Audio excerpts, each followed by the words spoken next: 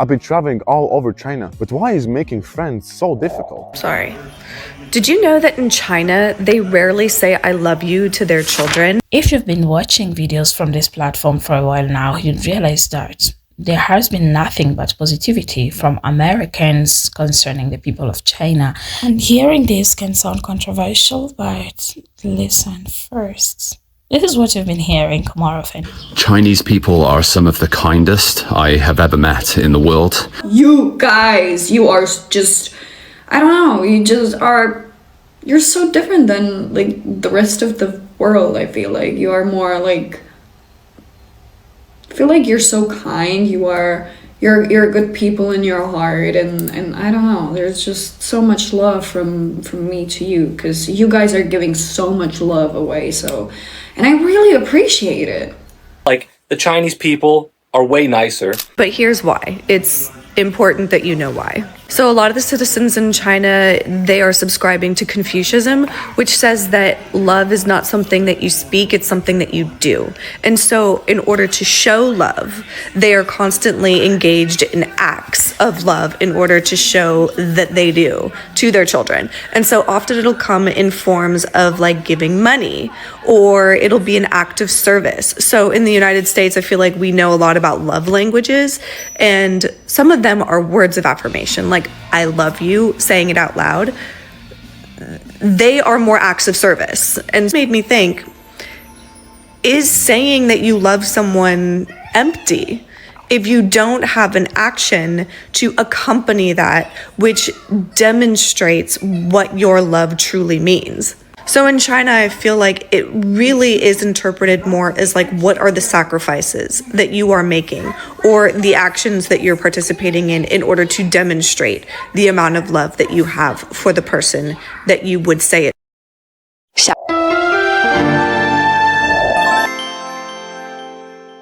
Ever wonder why Chinese people always ask, have you eaten?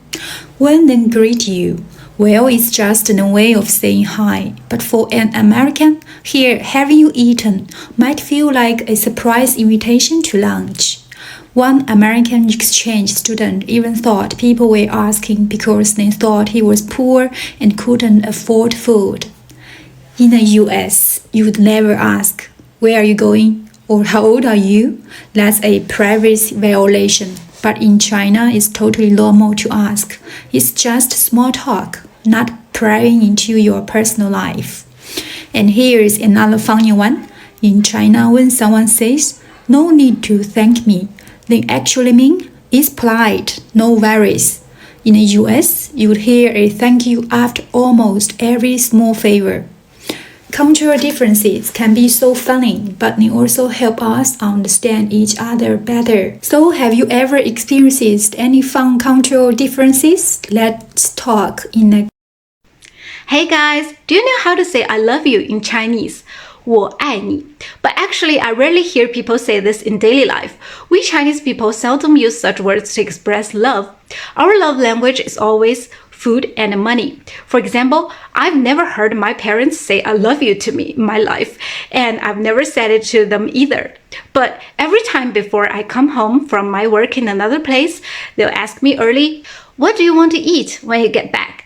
Then they will start preparing the ingredients like several days in advance to make sure I can have a big meal as soon as I arrive home. When I was young and in college in another city, I once mentioned to my dad casually during a phone call that I liked a certain kind of shrimp. And when I got home a few months later during winter vacation, I saw that shrimp on the dinner table. You know, my hometown is an inland city. That was many years ago, and the logistics wasn't as convenient as it is now. My mom secretly told me that my dad had gone to several wet markets to finally buy that shrimp. In my another video, I mentioned my parents' financial support for me. Whenever I'm in a low period, they ask me from time to time, do you have enough money? And help me get through the tough times. And when I earn money, I give them big red envelopes during festivals. We Chinese people all give big red envelopes during the Spring Festival. The customs may be a little bit different in different places, but generally speaking, adults with jobs give 压岁钱 to children, which means using money to press down the difficulties and setbacks that children may encounter during their growth so that they can grow up smoothly, and also give money to the elderly as a return for their years of devotion. In some places, even if you're an adult with a job, as long as you're not married, you can still receive red envelopes from elders like parents, aunts, and uncles, because in their eyes, you're still a child if you're not married. When there is a wedding or a funeral in someone's family, the attendees will also give 份子钱, which means I'm part of the great joy or sorrow, and this money expresses my blessings or condolences.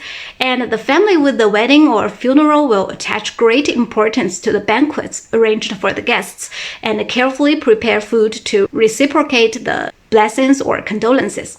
Now many urban families have simplified the funeral process. Generally, it's just a condolence at the funeral home, but in rural areas, people still carefully prepare banquets.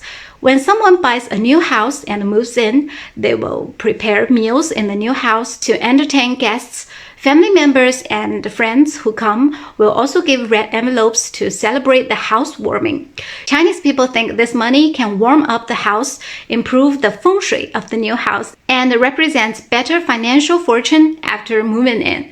The same goes for getting married.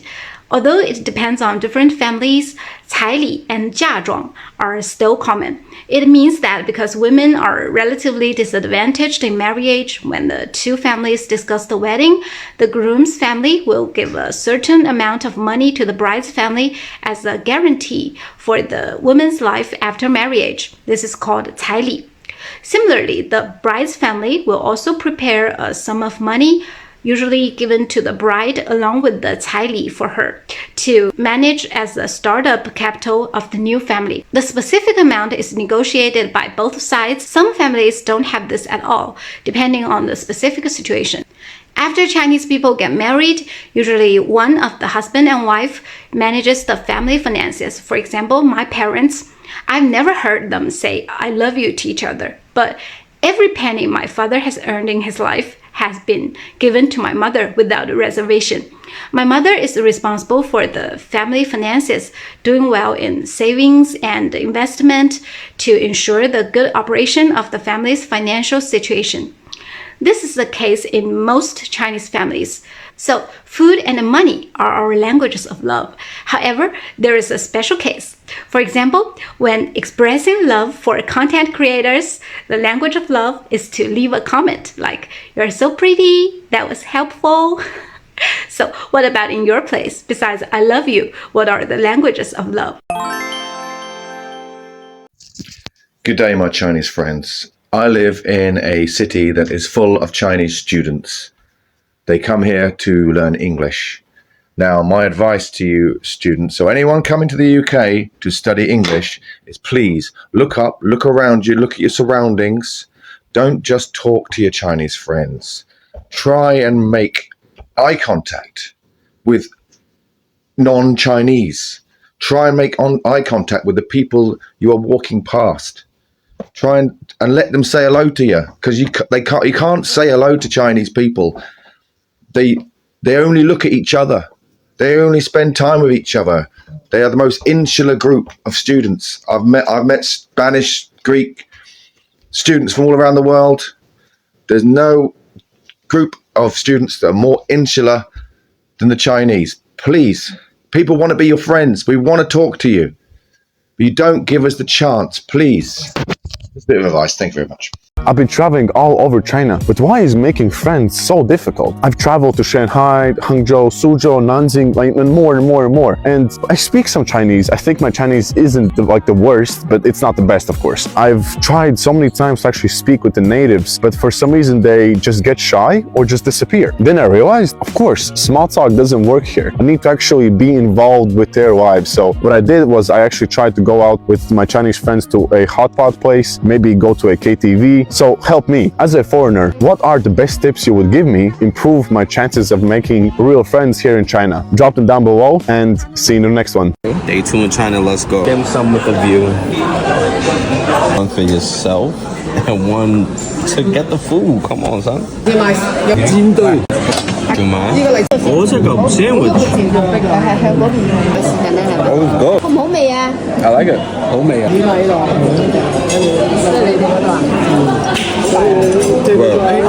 So good.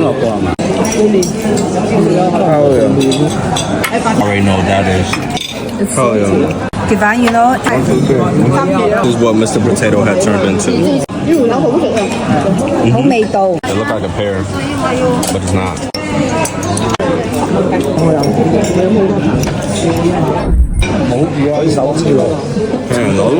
It's good.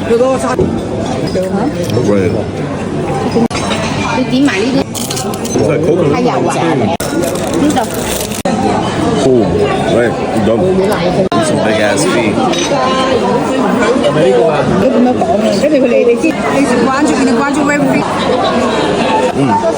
you go. Dim sum in China is next level. 小红书 What an amazing love language, money and food. My goodness. So I've been also wondering for a while now, and I've written it on my social media pages because I've been struggling to understand this term love. And I wrote on my page, is love an action word? Is it an action word? Because most of the time we claim to love people, but in real sense, what we mean is getting things from them. If they have nothing to offer to us, we no longer want to associate with them.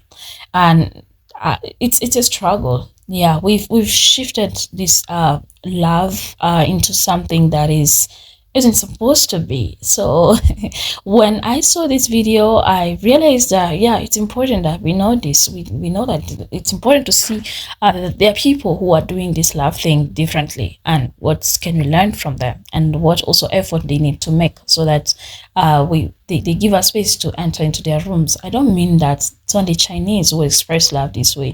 People are different. I wouldn't want you to tell me you love me. I would want you to do something for me to show that you love me. That's why I'll keep saying, show me love through the thanks button down there, because the thanks button will help me know that you really love me. I've been struggling with this personally on this channel. A Chinese will come on my comment section and drop a beautiful comment, and I will be looking for that love emoji, and I will not find it. And I'll be like, why are these people not adding the love emoji? So if it's not in your culture, if you find a love on like close to my comment, it's just to show love. So I don't know, am I doing the right thing or the wrong thing? Who is allowed to give you a love emoji, or who is are we doing this right? Kindly let me know, because I've also been struggling. I was like, are these people really liking what I'm doing? And also something that I've noted from Chinese, when they had Americans come on their social media platform, they said, we showed you love because when you came, you showed interest to us. Like you are interested in us. You started learning our language, you started asking questions, you are interested in knowing our culture. So that's the reason why we welcomed you and we showed you love, because that's how we would want to be loved. So yeah, there's something I'm learning right here. What are you learning so far? Kindly like the video for recommendations, subscribe if you're new here, share your thoughts in the comment section, let's interact. What do you think about this? Is this the actual love, or what do you think? Let me know.